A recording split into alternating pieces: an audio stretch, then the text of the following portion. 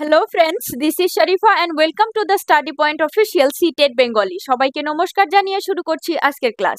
So friends, আজকে আমরা আলোচনা করতে যাচ্ছি 2021-এর যেটা জানুয়ারি সিটেট ছিল সেটার পেপার 1 এবং ল্যাঙ্গুয়েজ 1-এর সেট নাম্বার আই এর 15টি প্যাডাগজির কোয়েশ্চেন। তো চলো দেখা যাক কোয়েশ্চেনগুলো।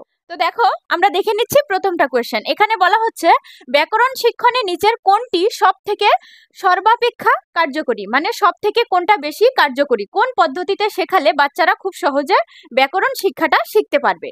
তো অপশন নাম্বার 1-এ দেখো, উদাহরণের সাহায্য ব্যাকরণগত নিয়মাবলী শিক্ষণ। যে যখন ব্যাকরণ শেখাবে তখন কি করবে, প্রথমে উদাহরণ দিবে, তারপরে কি করবে, ব্যাকরণটা শেখাবে। এই পাঠ্য বিষয় অনুবাদের সময় ব্যাকরণের নিয়মাবলী শিক্ষণ। যখন একটা পাঠ বোঝাচ্ছে, যে কোনো একটা পাঠের বিষয় বোঝাচ্ছে, তখন কি করবে, ব্যাকরণের নিয়মাবলী গুলো শেখাবে। 3 নম্বরে দেওয়া আছে একটি বিশেষ ব্যাকরণ বই ব্যবহার করে ব্যাকরণ শিক্ষণ। যেদিন ব্যাকরণ পড়াবে শিক্ষকে, সেদিন কি করবে, একটা বিশেষ ব্যাকরণ বই, মানে ব্যাকরণের একটা আলাদা বই কি করবে, ক্লাসে নিয়ে গিয়ে শিক্ষার্থীদেরকে শেখানোর চেষ্টা করবে।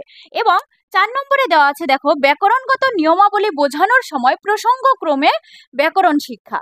আমরা আগেও দেখেছি যে ব্যাকরণটা যেহেতুকে একটা নীতি নিয়মের ভান্ডার, সেখানে বাচ্চারা কিন্তু ইন্টারেস্ট পায় না, বা যখন আমরা লিখতে যাব তখন যে একটা ব্যাকরণের বৃহৎ একটা প্রাসঙ্গিকতা আছে সেটা বাচ্চারা বুঝতে পারে না বা বুঝতে চায় না।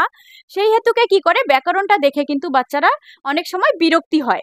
তো এই ক্ষেত্রে কি করতে হবে, আমাদের অপশন 4-এ দেখো, প্রসঙ্গক্রমে কিন্তু তাদেরকে শেখাতে হবে। যে একটা বিষয় পড়াচ্ছ, তো তার প্রসঙ্গক্রমে যদি কোনো ব্যাকরণ শেখাতে হয়, খুব ভালোভাবে কি করতে হবে, তাদেরকে ব্যাকরণটা শেখাতে হবে। আলাদা আলাদা ভাবে যদি শুধু ব্যাকরণই শেখানো হয়, তারা কিন্তু বিরক্তি পাবে। সুতরাং এটার অ্যান্সারটা হচ্ছে অপশন নাম্বার 4।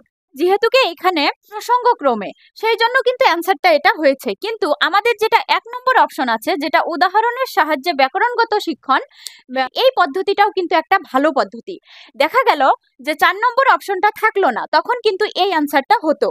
ঠিক আছে, যেহেতুকে এখানে প্রসঙ্গক্রমে বলা হয়েছে, সেই জন্য কি হয়েছে, এটাই আনসার হয়েছে। পরের কোয়েশ্চেনটা, সেটা হচ্ছে সামাজিক ভাব বিনিময় সম্পর্কিত ধারণা কার সাথে সম্পর্কিত, যেটার অ্যান্সার হচ্ছে ভাইগটস্কি। কারণ এই কোয়েশ্চেনটা আমরা আগেও আলোচনা করেছি, বা ভাইগটস্কির বিষয়ে আমরা কিন্তু ভালোভাবে আলোচনা করেছি। তোমরা ডেসক্রিপশন বক্সে একটা লিঙ্ক পাবে, সেটা হচ্ছে লার্নিং অ্যান্ড অ্যাকুইজিশন, যেটাতে তোমরা খুব ভালোভাবে এই কথাটা পাবে।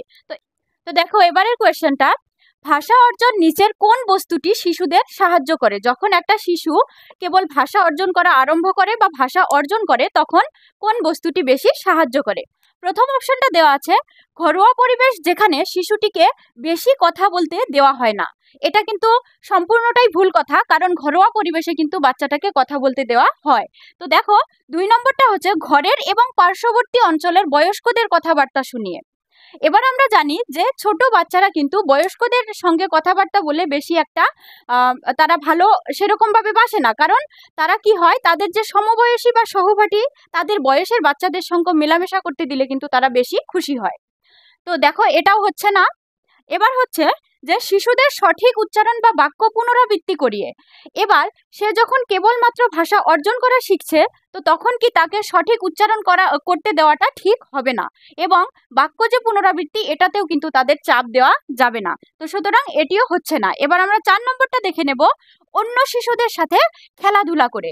দেখো, এটাই হচ্ছে কারেক্ট অ্যান্সার, কারণ আমি তোমাদেরকে বলছি, অন্য শিশুদের সঙ্গে যখন মেলামেশা করবে, তখন কি হবে, তার যে ভাব বিনিময়টা সেটা কিন্তু ভালো হবে। সে মন খুলে তাদের সঙ্গে খেলাধুলা করবে, এবং তার যে মানসিক বিকাশ বলো বা ব্যক্তিত্ব বিকাশ বলো, বা এই যে ভাষা অর্জন যেটা, সেটা কিন্তু সে খুব ভালোভাবে করতে পারবে। তো এটাই হচ্ছে তোমার কারেক্ট অ্যান্সার। দেখে নিচ্ছি পরের কোয়েশ্চেন, সেটা আছে শিশুরা স্বাভাবিকভাবে ভাষা অর্জন করে যদি তার সামনে তুলে ধরা হয়। দেখো কি, 1 নম্বর অপশন হচ্ছে একই সময় কেবল একটি ভাষা। এটাতে আর সময় নষ্ট করা যাবে না, কারণ কেবল একটা নেগেটিভ ওয়ার্ড। 2 নম্বরটি নিকটবর্তী পরিবেশ ব্যবহৃত একাধিক ভাষা। এটা ঠিকই আছে। দেন সম্পূর্ণরূপে ইলেকট্রনিক এবং মুদ্রণ ভাষা। দেখো, যখন একটা বাচ্চা ভাষা আহরণ করে, তখন সে খুবই ছোট থাকে, তাকে ইলেকট্রনিক, যেটা আমরা মোবাইলে দেখতে পাই, বা মুদ্রণ ভাষা, যেটা একটা বইয়ে লিখিত রূপে থাকে, তো এগুলো কিন্তু তখন বাচ্চা একটা বুঝবে না। ঠিক আছে, এটা হচ্ছে না। তো 4 নম্বরটা সেই ভাষার ব্যাকরণগত গঠনশৈলী।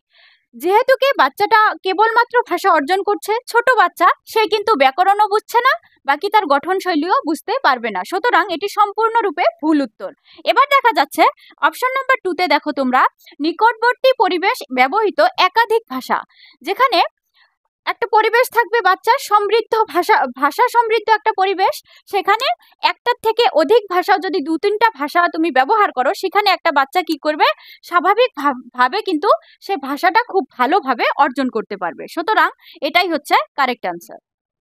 তো দেখো পরের কোয়েশ্চেনটা, একটি পাঠ্য বিষয় পাঠের সময় নিচের কোনটি অত্যন্ত গুরুত্বপূর্ণ?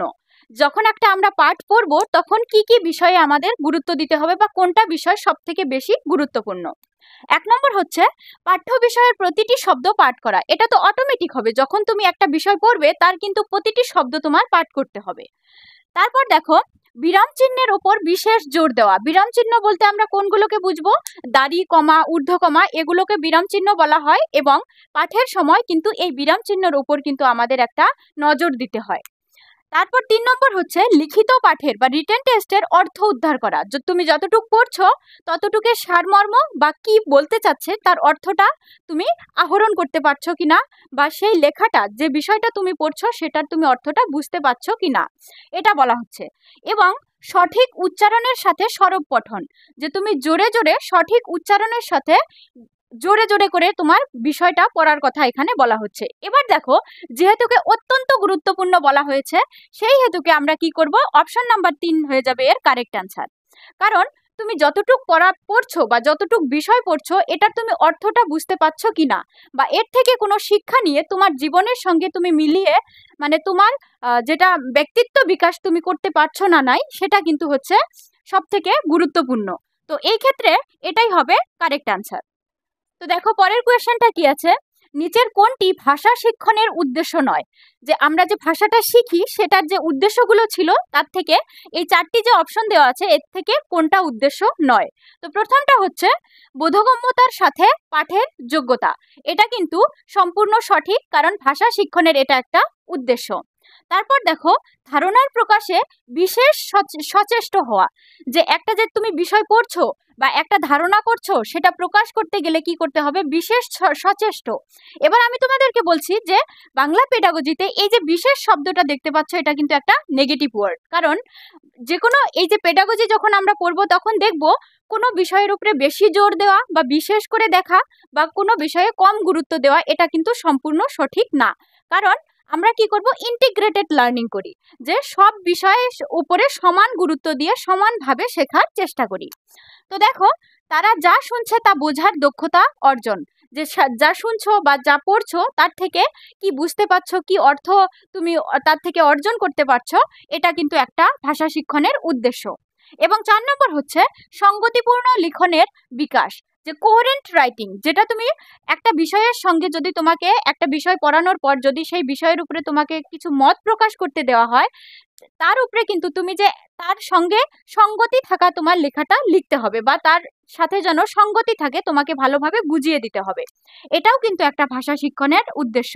তাহলে দেখা যাচ্ছে অপশন নাম্বার 2 হচ্ছে আমাদের জন্য রাইট আনসার, কারণ এটা বিশেষ, যেহেতু একটা নেগেটিভ ওয়ার্ড, আর এখানে যেহেতু কোশ্চেনে বলা হয়েছে উদ্দেশ্য নয়, তো এটাই হচ্ছে আমাদের রাইট আনসার। তো দেখো পরের কোয়েশ্চেনটা, শাব্দিক সচেতনতা বা ফোনোলজিক্যাল অ্যাওয়ারনেস কিসের সাথে বিশেষভাবে সংযুক্ত? এবার তোমরা সহজ ভাষায় বুঝে নেবে যে শাব্দিক সচেতনতা এটা কিন্তু শব্দের সঙ্গে জড়িত, বা একটা শব্দ তুমি কিভাবে উচ্চারণ করছো, বা শব্দটা তুমি কিভাবে আরেকটা শব্দের সঙ্গে তুমি সংযুক্ত করতে পারছো, বা যে শব্দগুলো বা একটা পাঠ পড়ার সময় যে শব্দগুলো তুমি পড়ছো সেটার অর্থ তুমি বুঝতে পারছো কি না, এটা কিন্তু সম্পূর্ণটাই শব্দের সঙ্গে জড়িত। এবার আমরা দেখে নেব এই যে 4টি অপশন দেওয়া আছে কার সঙ্গে এ সংযুক্ত। দেখো তোমরা প্রথমে আছে শ্রবণ দক্ষতা, লিসেনিং। শোনার সঙ্গে কিন্তু শব্দের কোনো মিল নেই, এটা অ্যান্সার হচ্ছে না। তো দেখো বাচন দক্ষতা, বাচন দক্ষতাটা হচ্ছে স্পিকিং এবিলিটি, যেটা তুমি তুমি যে কথা বলছো তোমার কথার ধরনটা কিরকম, বা তুমি কথা বলে কিরকম ভাবে তুমি অন্যকে আকর্ষণ করতে পারছো, এই যে একটা যে দক্ষতা, এটাকে বলা হয় বাচন দক্ষতা।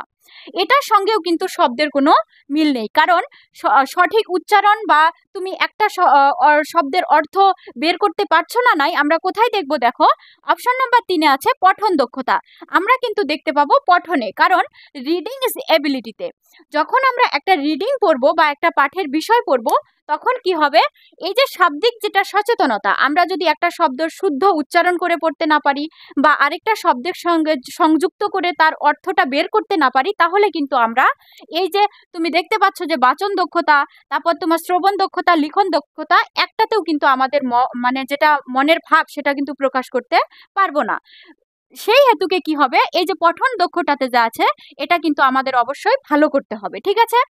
এবং দেখো লিখন দক্ষতাটা হচ্ছে লেখার সঙ্গে জড়িত। এবার বলছি, যেহেতুকে শাব্দিক সচেতনতা, এটা শব্দের কথা, শব্দের উচ্চারণের কথা, সেই জন্য কি হবে, আমাদের এটা পঠন দক্ষতার সঙ্গে যুক্ত থাকা বলে ধরা হবে। এটাই হচ্ছে কারেক্ট আনসার। এবার দেখো, নম চমস্কি বিশ্বাস করেন যে শিশুরা ভাষার ক্ষেত্রে জন্মগত যোগ্যতার অধিকারী হয়। এটিকে কি বলা হয়? নম চমস্কি ইনি একজন দার্শনিক, আমরা জানি ইনি যে ভাষার ক্ষেত্রে তার তত্ত্বটা প্রকাশ করেছেন, সেখানে কি বলা হয়েছে যে যখন একটি শিশু জন্মগ্রহণ করে তখন সে কি করে, এই যে ভাষাটা যে সে শিখবে বা বলবে, এই ভাষাটা বলার একটা ক্ষমতা, জন্মগত যোগ্যতা বা জন্মগত ক্ষমতা নিয়ে সে কি করে জন্মগ্রহণ করে, যার জন্য কি হয় দেখো সে অতি সহজেই ভাষা শিখতে পারে। এবার কথা হচ্ছে, এই যে প্রসেসটা, সে যে এইভাবে জন্মগত একটা অধিকার বা জন্মগত ক্ষমতা নিয়ে জন্ম লাভ করে, এই প্রসেসটাকে কি বলা হয়? আয়ত্তীকরণ বলা হয়, না অনুকরণ, না রূপান্তরিতকরণ, না ভাষান্তরীকরণ? এবার দেখো, এটাকে ট্রান্সফরমেশন বলা হয় না ট্রান্সলেশন? এটাকে বলা হয় কিন্তু আয়ত্তীকরণ, কারণ সে ভাষা বলার জন্মগত যেটা ক্ষমতা সেটা নিয়ে আসে জন্যেই কিন্তু খুব সহজে ভাষাটা আয়ত্ত করতে পারে। যখন সে ভাষাটা আয়ত্ত করতে পারে তখনই কিন্তু সে অনুকরণ বা অনুসরণের মাধ্যমে তার যেটা ভাষিক যেটা দক্ষতা সেটা কিন্তু অর্জন করে, ঠিক আছে? এক্ষেত্রে 3 নম্বর অপশনটাও কিন্তু একদম ভুল।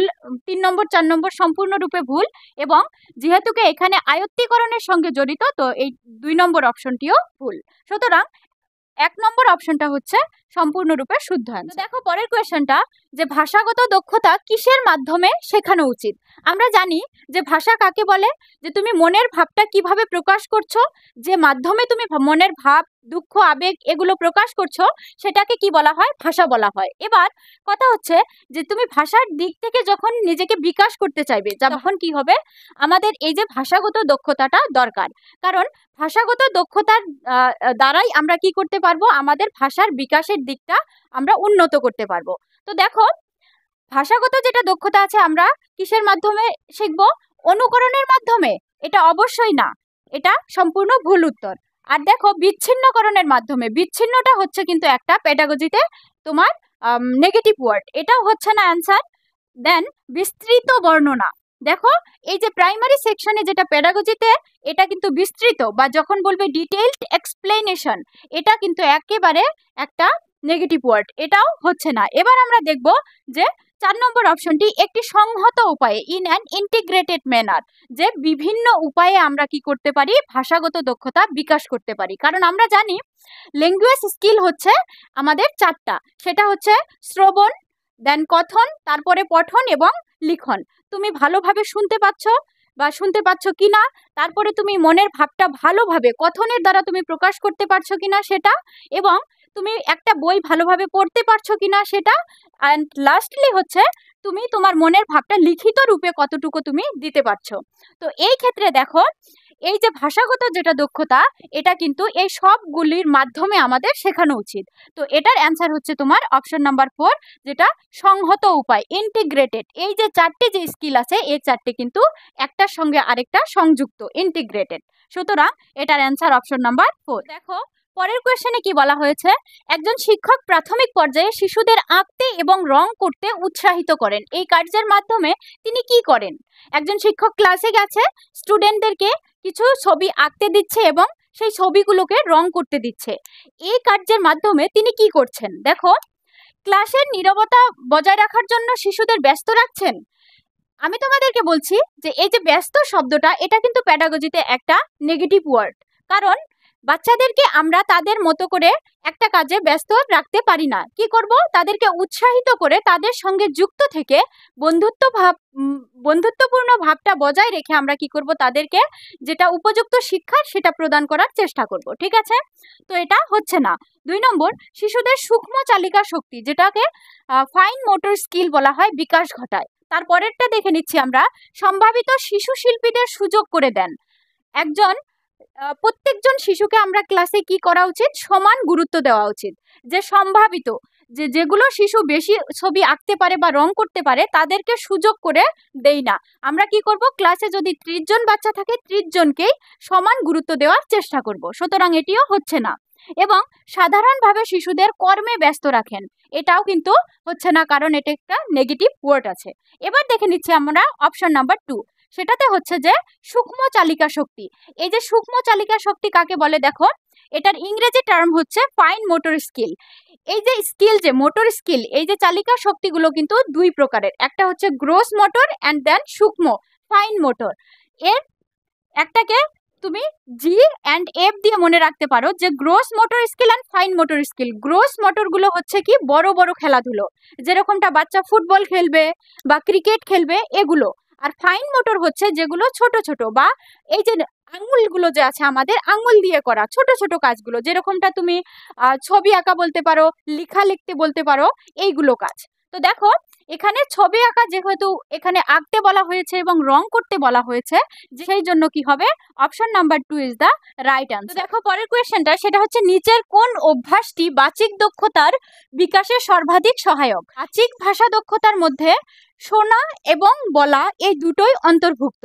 যে তুমি তোমার মনের ভাব, আবেগ, অনুভূতি, এগুলো যে এই যে প্রকাশ করার জন্য একটা কথ্য ব্যবহার করছো বা কথা ব্যবহার করছো, কিভাবে ব্যবহার করছো, এটাকেই বলা হয় যে বাচিক ভাষা দক্ষতা। তো দেখো, বাচিক ভাষা দক্ষতার বিকাশে এই যে 4টি আছে কার্য, এই 4টির থেকে কোনটা সর্বাধিক সহায়ক আমরা দেখে নেব। প্রথমে হচ্ছে কবিতা আবৃত্তি করা, ব্যক্তিগতভাবে এবং দলগতভাবে, ঠিকই আছে। তারপরে চরিত্র অভিনয়ে অংশগ্রহণ করা, রোল প্লে, এটাও ঠিক আছে। শিক্ষকের সাথে সাথে পাঠ্যপুস্তকের একটি অধ্যায়ের দলগত পাঠ, এটাও কিন্তু ঠিকই আছে। তারপরে শিক্ষকের সাথে সাথে শব্দগুলির সঠিক উচ্চারণের অভ্যাস করা। দেখো, আমি তোমাদের বলেছিলাম পেডাগজিতে সবকটা অপশন কখনো কখনো শুদ্ধ হবে, তোমাকে সেখান থেকে শুদ্ধ উত্তরটা বেছে নিতে হবে। এক্ষেত্রে আমরা দেখব যে এই যে 4টি অপশন আছে, এটার থেকে কোনটা সব থেকে বেশি অ্যাক্টিভ। তো দেখো, এটা হচ্ছে তোমার 2 নম্বর অপশন। কারণ যখন তুমি একটা চরিত্রতে নিজে অভিনয় করবে, তখন তোমার সহপাঠীরা কি চরিত্র নিয়েছে, তারা কি বলতে চাচ্ছে, বা তুমি সেই নাটকটাতে তুমি কিভাবে অভিনয় করছো, সেই যে আবেগ অনুভূতিগুলো নাটকটাতে দেয়া আছে, এই অনুভূতিগুলো তুমি প্রকাশ করতে পারছো না নেই, নাকি তুমি ভালোভাবে প্রকাশ করতে পারছো, এই সবগুলোই কিন্তু এখানে, এই যে দক্ষতাগুলো এখানে কিন্তু বিকাশ পাবে, বা তোমার এই যে যেগুলো ধারণা থাকবে এখানে কিন্তু ভালোভাবে বিকাশ পাবে, যার জন্য আমাদের কি হবে? এই যে বাচিক দক্ষতাটা যা আছে, এটা কিন্তু সর্বাধিকভাবে সহায়ক হবে যেন এটা আরো বিকাশ হয়। চরিত্র অভিনয় বা রোল প্লে এমন একটি, যেখানে সব ধরনের তোমার যে দক্ষতাগুলো থাকবে সেখানে কিন্তু বিকাশ পায়। সুতরাং এটার অ্যান্সার হচ্ছে 2 নম্বর অপশন। তো দেখো পরের কোয়েশ্চেনটা, 3য় শ্রেণীর একজন শিক্ষক শিক্ষার্থীদের প্রদত্ত একটি গল্পের ঘটনাগুলি সঠিক ক্রমানুসারে গল্পে যেভাবে বর্ণিত হয়েছে সেভাবে সাজাতে বললেন। এই কার্যটি কোন বিষয়ের সহায়ক? তো দেখো, প্রথমে আমরা কোয়েশ্চেনটা বুঝে নিই, যে একজন শিক্ষক একটা বিষয় পড়েছে বা একটা অনুচ্ছেদ পড়েছে, সেখানে কি করা হয়েছে? হয়তো 3-4টে ঘটনা দেওয়া আছে, সেই শিক্ষার্থীদেরকে সেই ঘটনাটা পড়ে বা সেই বিষয়টা পড়ে, বিষয়টার ভিতরে যে কটা ঘটনা আছে, প্রথম ঘটনাটা কি ছিল বা দ্বিতীয় ঘটনা, তৃতীয় ঘটনা, এভাবে সাজাতে বলছে ক্রম অনুসারে, যেন উল্টো পাল্টা না হয়। তা এটাতে কি কোন বিষয়ের সহায়ক, যে কোন বোর্ডটা তার থাকলে সে এই কাজটা সঠিকভাবে করতে পারবে। ঠিক আছে, প্রথমটা দেখো, বোধ পরীক্ষণ, যেটাকে রিডিং কম্প্রিহেনশন বলে, যে সে বিষয়টা কতটুক ভালোভাবে রিডিংটা পড়তে পারলো, পড়ে সে আয়ত্ত করতে পারলো যে কোনটা ঘটনা কখন ঘটেছে। এবং 2 নম্বরটা হচ্ছে বোধগম্য জ্ঞান অর্জন, কম্প্রিহেন্সিবল ইনপুট, বোধগম্য জ্ঞান অর্জনটা, যে বিষয়টা পড়ে সঙ্গে সঙ্গে জ্ঞানটা অর্জন করে নিল, এক্ষেত্রে কিন্তু এটা হচ্ছে না। কারণ আমরা যদি ভালোভাবে পড়ে বুঝতে পারি তবেই কিন্তু জ্ঞানটা অর্জন হবে, ঠিক আছে। এবার লিখন দক্ষতার মান উন্নয়ন, লেখাটা কিন্তু পরে আসবে, আগেই যেহেতুকে ক্রম অনুসারে সাজাতে বলছে, এখানে কিন্তু আমাদের ভালোভাবে বুঝতে হবে, এখানে কোনো লেখার কথা বলেনি। এবং শিক্ষার্থীদের কথা বলার সময়সীমা বাড়ানো, এখানে তো সাজাতে বলেছেন, কোনো তাদের রিপিট করতে বলেনি, বাকি তাদের পুনরাবৃত্তি করতে বলেনি যে তোমরা গল্পটা আবার ভালোভাবে বলো, এখানে কিন্তু বলার কথা বলা হয়নি, এখানে বলা হয়েছে যে ক্রম অনুসারে সাজানোর কথা। তো অপশন নাম্বার 4ও হচ্ছে না। তো দেখো অপশন নাম্বার 1 হয়ে যাবে এর জন্য কারেক্ট অ্যান্সার। কারণ বোধ পরীক্ষণ, যেটাকে রিডিং কম্প্রিহেনশন বলে, যে তুমি রিডিংটা ভালোভাবে পড়তে পারলেই কিন্তু তোমার মনে থাকবে যে কোনটা ঘটনা কখন ঘটেছিল। সুতরাং 1 নম্বরটাই হচ্ছে এর সঠিক অ্যান্সার। তো দেখো পরের কোয়েশ্চেনটা, দ্বিতীয় শ্রেণীর একজন শিক্ষক শ্রেণীকক্ষের বস্তুগুলিতে নাম লিখে লেবেল লাগিয়ে দিলেন, যা শিক্ষার্থীকে প্রকৃত বস্তুর সাথে লিখিত শব্দের যোগ স্থাপনে সাহায্য করবে। এই ধরনের কার্যপ্রণালী শিক্ষার্থীকে কোন বিষয়ে সমৃদ্ধ করবে? শ্রেণীকক্ষে অনেক রকমের বস্তু থাকে, যেরকমটা ধরো চেয়ার থাকে, টেবিল থাকে, বেঞ্চ থাকে, বাকি একটা বোর্ড থাকে, ডাস্টার থাকে। এরকম বস্তুগুলোতে কি করলো টিচারে, একজন শিক্ষকে চেয়ারের মধ্যে চেয়ারের নাম লিখে সেখানে লেবেল একটা লাগিয়ে দিল, তারপর টেবিলে লাগিয়ে দিল, বেঞ্চে লাগিয়ে দিল, দেওয়ার পরে বাচ্চাদের সঙ্গে বা শিক্ষার্থীদের সঙ্গে এগুলো পরিচয় করিয়ে দিল যে অ্যাকচুয়ালি চেয়ারের নামটা এইটা বা টেবিলের নামটা হচ্ছে টেবিল। এভাবে ভালোভাবে কি করে পরিচয় করিয়ে দিল, নামের সঙ্গে বস্তুর যেন তারা একটা যোগসূত্র স্থাপন করতে পারে, বা এই বস্তুগুলো যেন ভালোভাবে তারা চিনতে পারে, তাদের মানে যেটা লিখিত শব্দ সেটার সঙ্গে যেন তারা পরিচয় হয়, ঠিক আছে। তাহলে এই ধরনের যেটা কার্যপ্রণালী, এই যে শিক্ষকে যে শেখাতে চাচ্ছে তাদেরকে, এটা কি বিষয়ে সমৃদ্ধ করবে? তাদের কি ব্যাকরণ বিষয়ে সমৃদ্ধ করবে? অবশ্যই না, কারণ এখানে দ্বিতীয় শ্রেণীর কথা বলা হয়েছে, দ্বিতীয় শ্রেণীতে কিন্তু ব্যাকরণটা একদমই উচিত নয়, ঠিক আছে। তারপর লিখন দক্ষতা, আমরা একজন দ্বিতীয় শ্রেণীর শিক্ষার্থী হিসাবে কিন্তু এই যে লিখন দক্ষতাটা কিন্তু তাদের আসে না। তারপর হচ্ছে তোমার হাতের লেখা, হ্যান্ড রাইটিং, যে শিক্ষকে কি মাত্র তাদের লেখাগুলো শেখাতে চাচ্ছে যে তোমরা চেয়ার এইভাবে লিখবে বা টেবিল এইভাবে লিখবে? না, আমরা কোয়েশ্চেনে দেখেছি যোগ স্থাপন করতে চাচ্ছে, তার লিখিত রূপ দিয়ে বাস্তব জিনিসের একটা যোগসূত্র স্থাপন করতে চাচ্ছে। এক্ষেত্রে আমরা বলবো কি শব্দ ভান্ডার। সুতরাং এই যে 4 নম্বর অপশনটা, এটাও কিন্তু হচ্ছে না, হাতের লেখা তাদের শেখাতে চাচ্ছে না, এখানে চাচ্ছে শিক্ষকটা তাদেরকে শব্দ ভান্ডার বা ভোকাবুলারিটা, যেটাকে যে আসলে লিখিত শব্দের সঙ্গে তার বাস্তব জিনিসটার যোগসূত্র কিরকম, বা নাম শোনার সঙ্গে সঙ্গেই বা লিখিত রূপে তারা যখন পড়বে বইয়ে পরবর্তী সময়ে তারা যেন সঙ্গে সঙ্গে মনে করতে পারে, হ্যাঁ এটা আমরা শিখেছিলাম, চেয়ারটা এইরকম বা টেবিলটা সেই রকম। এই যে একটা যে শব্দ ভান্ডার, সেটা কিন্তু তাদের সমৃদ্ধ হবে বা উন্নত হবে। সুতরাং কারেক্ট অ্যান্সার হচ্ছে এখানে অপশন নাম্বার 3। তো দেখো পরের কোয়েশ্চেনটা হচ্ছে, শিশুর ভাষাগত দক্ষতার মূল্যায়নে নিচের কোনটি কম কার্যকরী? এখানে কিন্তু সর্বাধিক কার্যকরী বলা হয়নি, এখানে বলা হয়েছে কম কার্যকরী। এবার 1 নম্বর অপশনে দেখো গল্প বলা, স্টোরি টেলিং, এটা অবশ্যই কার্যকরী। এবং গল্প লেখা, যেটা তুমি গল্প লিখবে, এটা কিন্তু বলে বলেই তোমার লিখতে হবে, প্রথমে বলতে হবে, ভাবতে হবে, যেটা তোমার ভাষাগত দক্ষতার ভিতরে কিন্তু পড়ে, এটাও কিন্তু একটা কার্যকরী বিষয়। এবং একটি ঘটনার বর্ণনা দেওয়া, বর্ণনা দেওয়া মানে কি তুমি ভাষার মাধ্যমে সেটা বর্ণনা করবে, এটিও কিন্তু অবভিয়াসলি এটা কার্যকরী। এবার দেখা যাচ্ছে অপশন নাম্বার 4 হচ্ছে শ্রুতি লিখন, যেটা ডিকটেশন, কেউ বলছে তুমি কি করছো, শুনে শুনে লিখছো। এটাতে কিন্তু ভাষার কোনো এখানে ভিত্তি দেখা যাচ্ছে না, যে ভাষাগত তুমি কিন্তু কোনো প্রকাশ করছো না, তুমি শুনছো আর লিখছো, এটার সঙ্গে শোনা এবং লেখাটার হচ্ছে অন্তর্ভুক্তিকরণ। সুতরাং এটার অ্যান্সার হচ্ছে অপশন নাম্বার 4, শ্রুতি লিখন। তো দেখো আজকের সর্বশেষ কোয়েশ্চেন, সেটা হচ্ছে যে শিক্ষার্থীর ভাষাগত যোগ্যতার মান উন্নয়নে নিচের কোন প্রশ্নটি সর্বাপেক্ষা সহায়ক? এখানে 4টি অপশন আছে। প্রথমত, তোমার প্রিয় গ্রন্থগুলির মধ্যে একটির নাম বলো। প্রথমে আমি বলছি যে এখানে কিন্তু একটা ডিরেক্ট কোশ্চেন করেছে যে তুমি কটা গ্রন্থ পড়েছো এবং তার থেকে তোমার প্রিয় কোনটা। এখানে কিন্তু তোমার যেটা ভাষাগত, যেটা তোমার মনের ভাব তুমি প্রকাশ করতে চাচ্ছ, যে যোগ্যতাটা তোমার দেখতে চাচ্ছে এরা, সেটা কিন্তু এখানে প্রকাশ পাচ্ছে না, একটা ডিরেক্ট কোশ্চেন করে দিচ্ছে। এবং পছন্দা শব্দটি দিয়ে একটি বাক্য রচনা করো। এটাও কিন্তু একটা ডিরেক্ট। এখানে কিন্তু তোমার সম্পূর্ণ মনের ভাবটা তুমি ভালোভাবে প্রকাশ করতে পারবে না, এবং এই যে ডিরেক্ট কোশ্চেনগুলি দেখতে পাচ্ছ এগুলোর দ্বারা কিন্তু তোমার যোগ্যতাটা ভালোভাবে আমরা দেখতে পারবো না। ঠিক আছে, এবার 3 নম্বর অপশন হচ্ছে তোমার ও তোমার মায়ের কথোপকথনের একটি উক্তি লেখো। এটা কিন্তু ঠিকই আছে। তারপর দেখো তোমার পড়া একটি কবিতার কবির নাম লেখো। এটাও কিন্তু একটা ডিরেক্ট কোশ্চেন। এবার হচ্ছে মেন পয়েন্ট যেটা, সেটা হচ্ছে যে এই যে 3টি কোশ্চেন দেখা গেছে, 3টি কোশ্চেন কিন্তু একটা ডিরেক্ট কোশ্চেন, এবং এর মধ্যে কিন্তু কোনো সৃজনাত্মক ভাবটা নেই যে তুমি সেখানে তোমার ক্রিয়েটিভিটি দিয়ে কিছু বলবে বা কিছু করবে। এবং এগুলো কিন্তু পাঠ ভিত্তিক কোশ্চেন, যে তুমি যে কোনো বিষয় পড়ছো এবং পড়ার থেকে তুমি এগুলোর অ্যান্সার করছো। কিন্তু অপশন নাম্বার 3তে দেখো যে তুমি আর তোমার মা এই যে সারা দিনভর যে সাধারণ কথাবার্তাগুলি বলো, এর মধ্যে যে আবেগ, অনুভূতি, দুঃখ, রাগ বা যে ভালোবাসাটা থাকে, সেটা তুমি কত ভালোভাবে লিখিত রূপে প্রকাশ দিতে পারছো। এখানে একটা কিন্তু ক্রিয়েটিভিটি আছে বা তোমার একটা সৃজনাত্মক ভাব আছে। তো দেখো এটাই হচ্ছে তোমার জন্য কারেক্ট অ্যান্সার। আমরা জানি যে বাংলা পেডাগজিতে সবসময় তারা কি চায়, ক্রিয়েটিভিটি চায় বা সৃজনাত্মক ভাবটা চায়।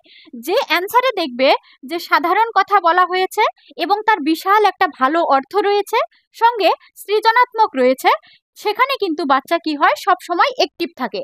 আর আমরা বাংলা পেডাগজিতে অ্যাক্টিভ অ্যান্সারটাই কিন্তু কারেক্ট অ্যান্সার হিসেবে চুজ করি। সুতরাং এখানে 3 নম্বর অপশনটাই হচ্ছে কারেক্ট অ্যান্সার। সো ফ্রেন্ডস, আজকের ক্লাসটা এখানেই শেষ হচ্ছে, এবং তোমাদের যে অ্যান্সারগুলি দেওয়া হয়েছে এগুলো কিন্তু সম্পূর্ণরূপে অফিসিয়াল অ্যান্সার কি।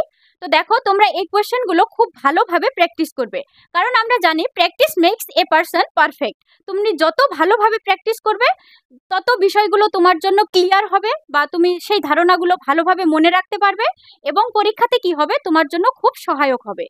তাহলে আজকের ভিডিওটা ভালো লেগে থাকলে তোমরা লাইক, শেয়ার ও সাবস্ক্রাইব করে দিও। ধন্যবাদ।